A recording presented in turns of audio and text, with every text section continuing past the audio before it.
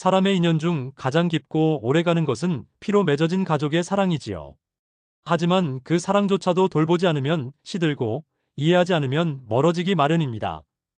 오늘은 가족과 인간관계 속에 담긴 5가지 지혜를 함께 되새겨봅니다. 첫째, 효친지도. 효친지도, 부모를 섬기는 길이란 뜻이지요. 효도라고 하면 많은 분들이 거창한 일을 떠올립니다. 큰 집을 사드리거나 비싼 선물을 드리는 것 말이에요. 하지만 진정한 효는 그런 것이 아닙니다. 부모님의 마음을 헤아리고 그분들의 삶을 이해하려는 진심, 그것이 효의 시작이지요. 나이 드신 부모님께 필요한 건 때로는 아주 작은 것입니다. 안부를 묻는 전화 한 통, 함께 앉아 차 한 잔 나누는 시간, 옛날 이야기를 들어드리는 귀 기울임이요. 이런 것들이 부모님의 하루를 얼마나 따뜻하게 만드는지 모릅니다.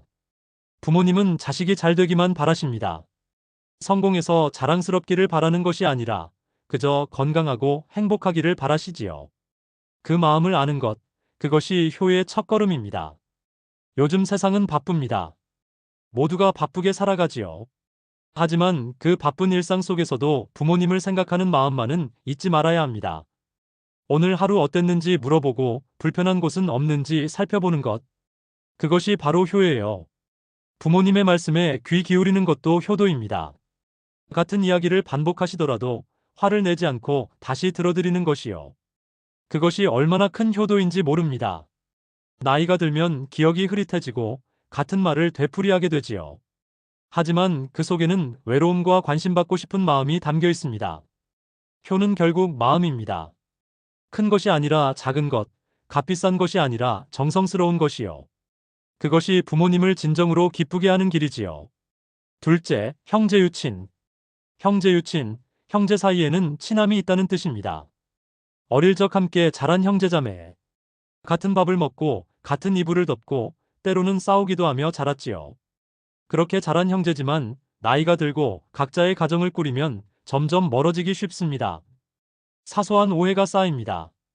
부모님을 누가 더 모시느냐, 재산은 누가 지내느냐, 재산은 어떻게 나누느냐. 이런 문제들로 평생 쌓은 정이 순식간에 무너지기도 하지요. 참으로 안타까운 일입니다. 하지만 생각해보세요. 세상에서 나를 가장 오래 알아온 사람이 누구인가요? 바로 형제자매입니다. 부모님보다도 더 오래, 자식들보다도 더 깊이 나를 아는 사람들이지요. 어릴 적 추억을 함께 나눈 인생의 동반자입니다. 형제 사이에 다툼이 생겼을 때 누군가는 먼저 손을 내밀어야 합니다. 누가 옳고 그른지 따지기보다 피는 물보다 진하다는 사실을 기억해야 하지요. 결국 나를 지켜줄 사람은 형제뿐입니다. 작은 양보가 필요합니다. 내가 조금 손해본다 생각하고 한 발 물러서는 것이요. 그것이 평생의 정을 지켜주는 길이지요. 돈이나 재산보다 소중한 것이 형제간의 정입니다.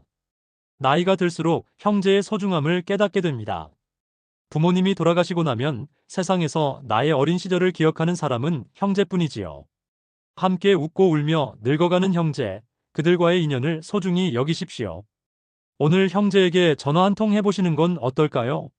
안부를 묻고 옛날 이야기를 나누며 웃어보세요. 그 웃음이 인생의 큰 위로가 됩니다. 셋째, 인화단결. 인화단결, 사람들이 화목하게 단결한다는 뜻이지요. 가정은 세상에서 가장 작은 공동체입니다.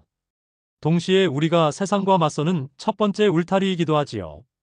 이 작은 공동체가 튼튼해야 바깥의 어떤 어려움도 이겨낼 수 있습니다. 가족 구성원은 모두 다릅니다.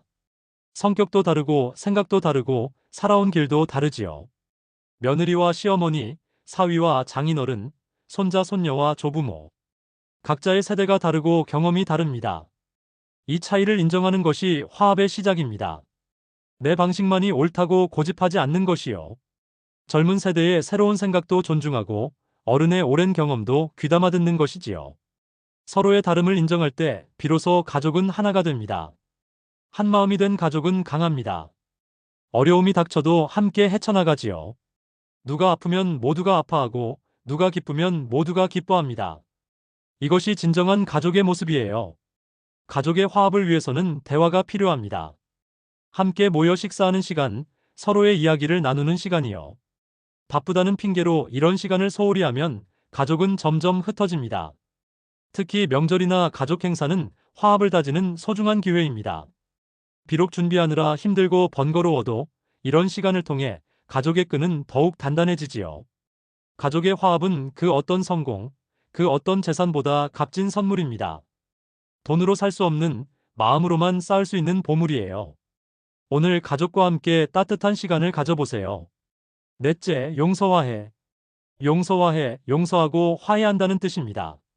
가까운 사이일수록 상처도 깊습니다. 가족이기에, 친하기에 무심코 던진 말 한마디가 큰 상처가 되지요. 타인에게는 하지 않을 말을 가족에게는 쉽게 합니다. 그것이 오히려 더 큰 아픔을 남기는 법이에요.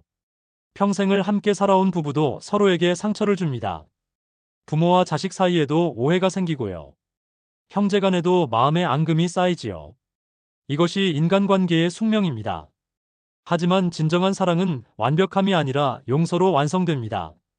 상대가 잘못했다고 끝까지 따지고 마음의 문을 닫아버리면 관계는 끝나요. 하지만 용서하면 관계는 다시 시작됩니다. 용서는 기억을 지우는 게 아닙니다. 아픈 기억은 남아있을 수 있어요. 하지만 그 기억에 매달리지 않고 마음의 문을 다시 여는 것이지요. 그것이 용서입니다. 용서에는 용기가 필요합니다. 내가 먼저 손을 내미는 것, 내가 먼저 미안하다 말하는 것이요. 쉽지 않은 일이지요. 하지만 누군가는 시작해야 합니다. 그래야 화해의 길이 열려요. 나이가 들수록 용서의 중요성을 깨닫게 됩니다. 남은 시간이 많지 않아요. 미워하고 원망하며 보내기엔 인생이 너무 짧지요. 용서하고 화해하며 따뜻하게 지내는 것이 훨씬 행복합니다. 오늘 마음에 앙금이 남아있는 사람이 있다면 용서해보세요. 먼저 연락해보시는 거예요. 그 한 걸음이 인생의 무거운 짐을 내려놓는 길입니다. 다섯째, 수어지교. 수어지교, 물과 물고기의 사귐처럼 떨어질 수 없는 관계라는 뜻이지요. 물과 물고기는 떨어져 살 수 없습니다. 물이 없으면 물고기는 살 수 없고 물고기가 없으면 물은 생명력을 잃어요. 서로가 서로에게 없어서는 안 될 존재입니다. 가족이 바로 그런 관계예요. 우리는 혼자서는 완전할 수 없습니다. 배우자가 있어 완전해지고 자식이 있어 의미가 생기고 부모님이 계셔서 뿌리를 느끼지요. 서로의 존재로 인해 비로소 우리는 온전해집니다. 젊었을 때는 혼자서도 살 수 있다고 생각합니다. 독립하고 자유롭고 누구의 간섭도 받지 않는 삶이요. 그것이 행복이라 여기지요. 하지만 나이가 들수록 깨닫게 됩니다. 함께하는 삶의 소중함을 말이에요. 외로움은 가장 견디기 힘든 고통입니다.